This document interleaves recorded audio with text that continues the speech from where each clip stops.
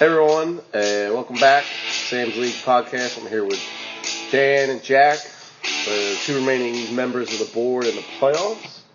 Cole Jaquel is a sore loser and decided to quit because his team stinks.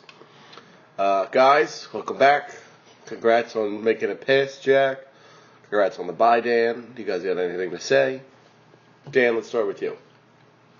I'm just happy to be in the second to last weekend, still fighting for a championship. So it's a little bit of a different feeling for me with this league, but it's been special. It's been a special ride. I'm glad. Dan, you're quite new to the playoff scene. Jack, you're right in your element. You know what you've been doing. But it's like October baseball. Everything's meaningful, right? Jack, you there? Yeah. What do you want to say there?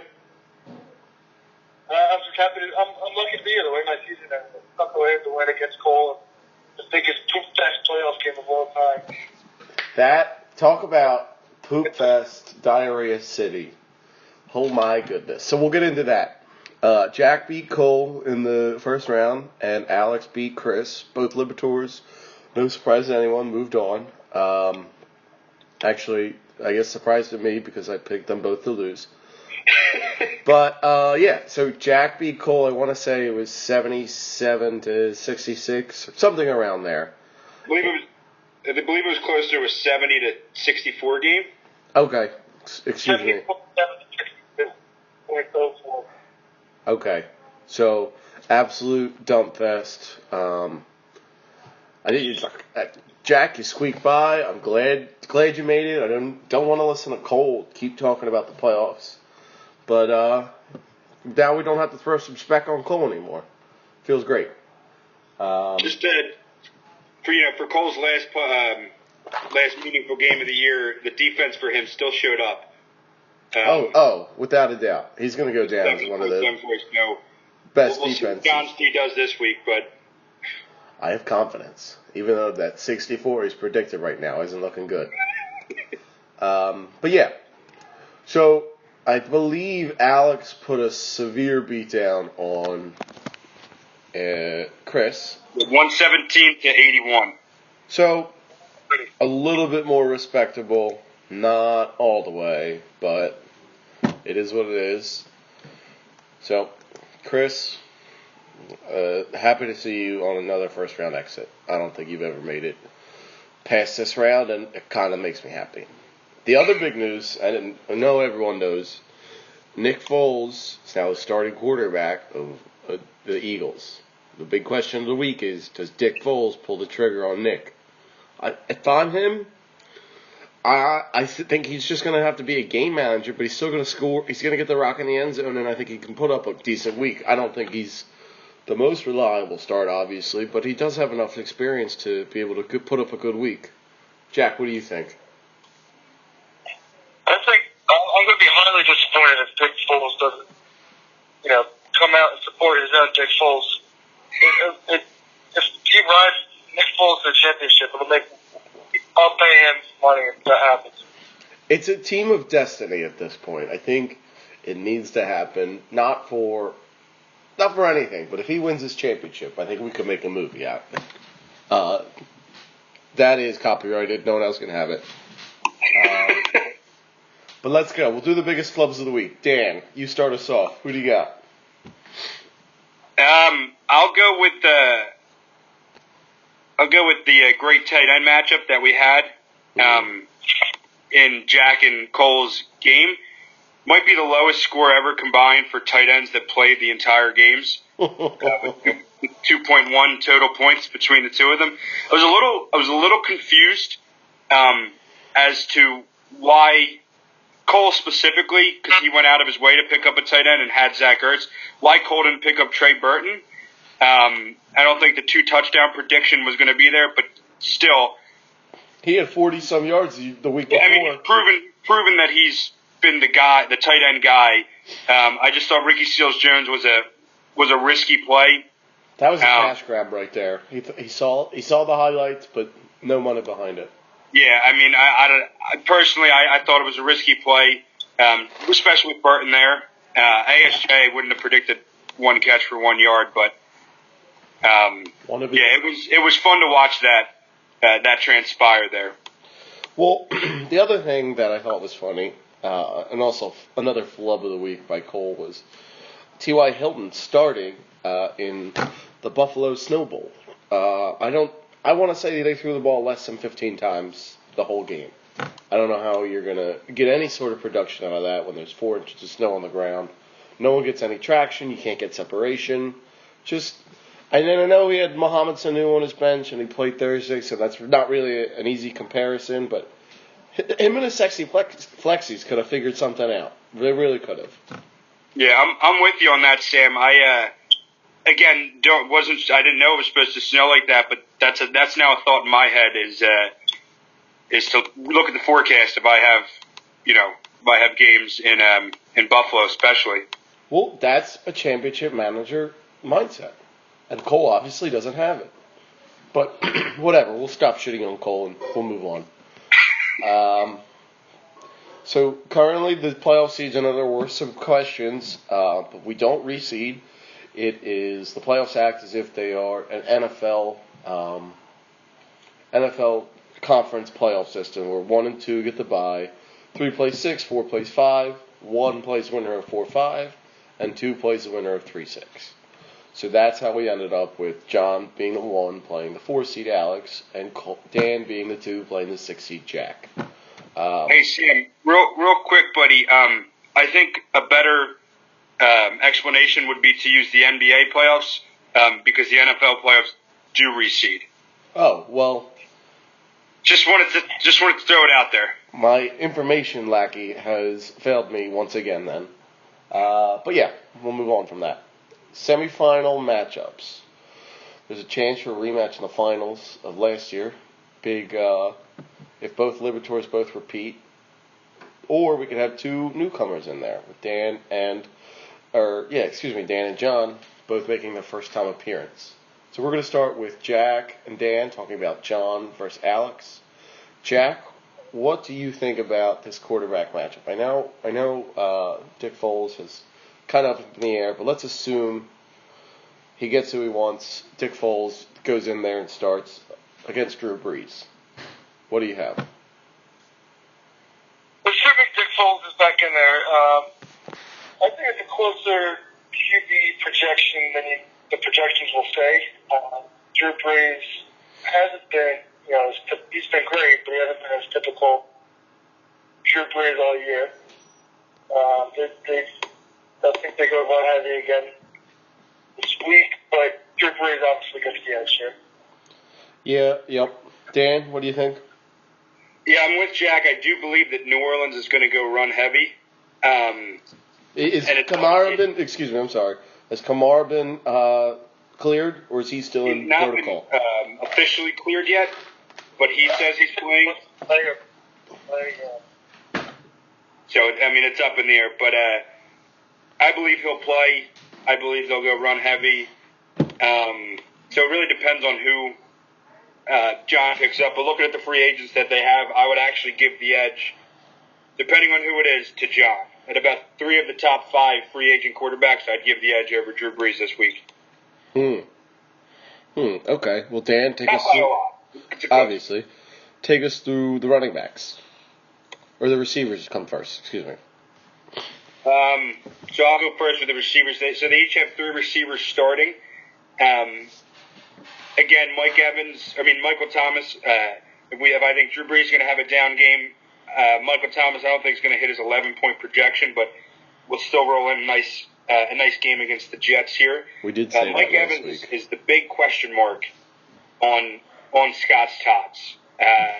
He's been a disappointment all season.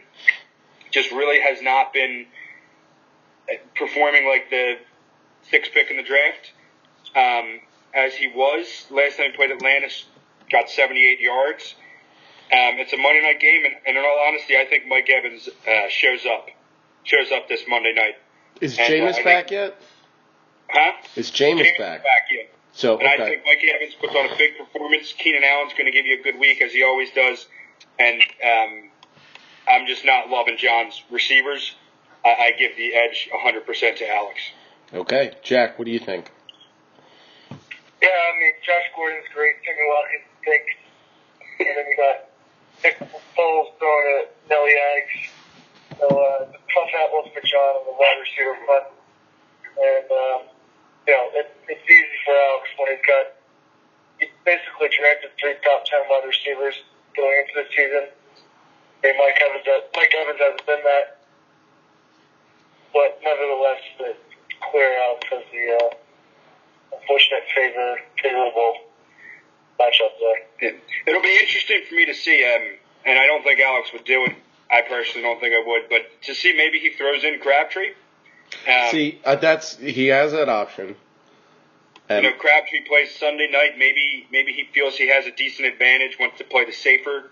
Because honestly, Crabtree might be a safer play than Evans. Yeah, right, I think he could be. Kansas City's hurting in their secondary. But the other thing I want to talk about, John. I think John has a very high upside week. I don't think Josh Gordon's going to do anything crazy. He might get a touchdown against that Baltimore defense. But I think the Rams have a bounce-back week against a hurt Seattle team. And I know Nick Foles, in all actuality, was relying on Nelson Aguilar quite a bit at the end of last week's game. So, as kind of tepid as those running or receivers look, not the worst options to have. No, not at all. I agree. They could be worse. Could be a lot worse. But let's move on. Jack, who do you think? What's that? It could be a lot better, too. Oh, you're right. You're not wrong. So Dick Foles has Jay Ajayi and Tevin Coleman, while Scott Stotts has Gurley and Gordon. Jack, who do you think has the? I mean, I know I can see the projections, but who do you think has the better rushing attack this week? So Tevin Coleman currently has the Q-tag next to his name. That's due to concussion. He didn't practice yesterday. They played last Thursday, so he's got a little bit extra time. They don't play till Monday.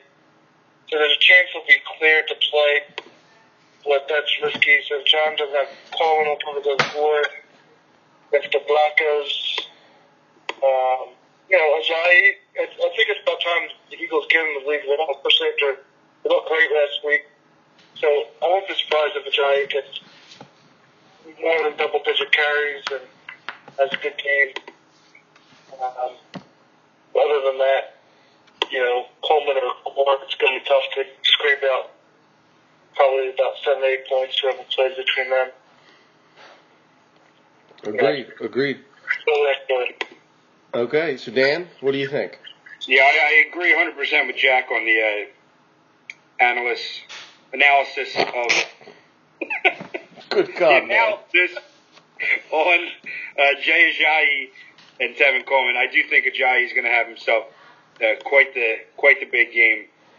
I actually don't like Alex's running backs this week, yardage-wise. However, they're on very good offenses, and the touchdowns are just always going to be there. Always.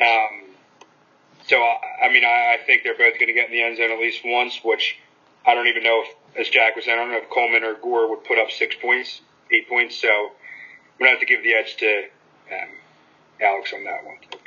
And then looking at the tight end situation, I don't know how Jack Doyle still gets favored 6 points in projections. I think we can all agree Jimmy Graham's going to win that battle 9 times out of 10. If not, John takes on this one. Yeah, John takes him. I think Jimmy Graham, despite the goose egg he put up last week, is in for a nice game. And even if Alex goes with Jared Cook on his bench there, I'll still give it to John. Yeah. So John's gone with the all Baltimore special teams, whereas Scott Stotts is sticking with New England and butt kicker. I think New England's going to have a tougher week against Pittsburgh. Kansas City, don't know really who's going to show up. Baltimore, the last couple of weeks has looked good. What do you guys think? Yeah, I'd like to assume that Alex isn't going to start New England, New England's D, but no matter who he picks up, Baltimore's got the edge, especially against Cleveland. And as good as butt kicker's been, I think Tucker's, again, against Cleveland, has a chance to kick about 12 field goals because their offense sucks. They could get just far enough, right? Yeah, they get just far enough. Above the stacking of the games by John there, he's definitely got the edge. Okay, so let's get final game predictions. Jack, what do you think?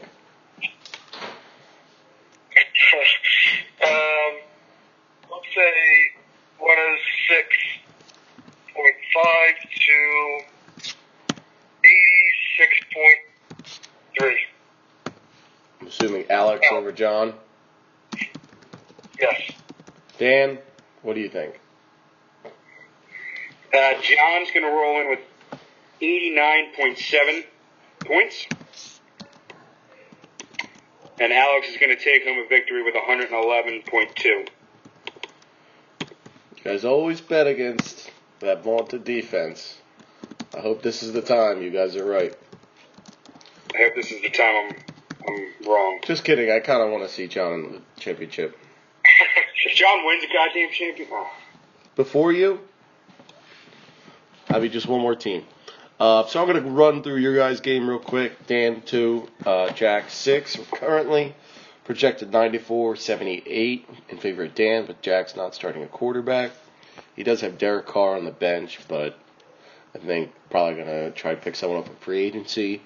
Being as I've been out the last few weeks, I haven't really seen who's on the free agent wire, so make your own assumptions. Ben Roethlisberger is going to be – he's been playing pretty good.